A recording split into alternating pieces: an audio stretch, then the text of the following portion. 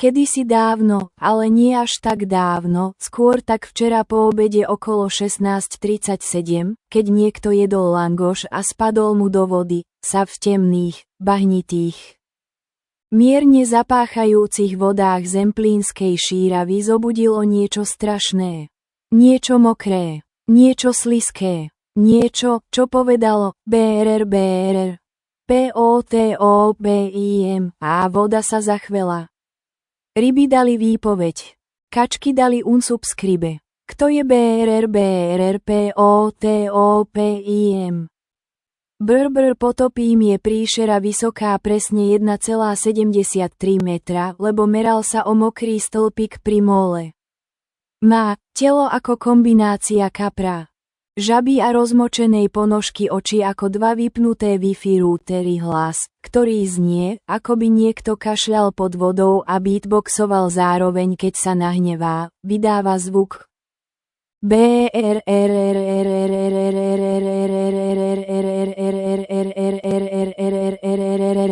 potom dodá, potopím.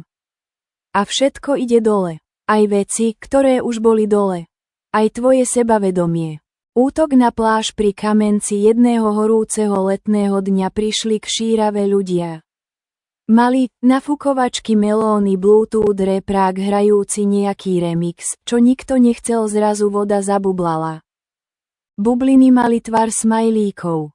To bol prvý varovný signál. Z hĺbky sa vynorila hlava. BRR. Ľudia sa smiali. BRR. Deti tlieskali. BRR POTOPIM. ABAM nafukovací jednorožec dostal PTSD. Plážový uterák zmizol do inej dimenzie. Niekto stratil kroč. Navždy. Brr potopím nechcel byť zlý. On chcel byť TikTok influencer.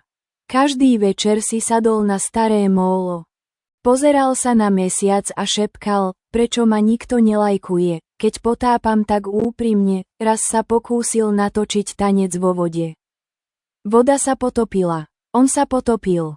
Video malo 3 pozretia, 2 boli náhodné. Starý rybár Jožo, ktorý už videl všetko, okrem dobrého Wi-Fi, sa postavil príšere. Povedal, brr potopím, čo ak? NEPOTOPIŠ. Príšera zamrzla. Jej mozog spravil Windows XP Shutdown Sound. Nepotopím. Ale to je celé moje meno. Brr potopím sa rozplakal. Slzy zaplavili parkovisko. Epický. Ale úplne TRAPNY koniec. Odvtedy brr potopím, pracuje ako vodný plavčík, kričí už len BRR pozor.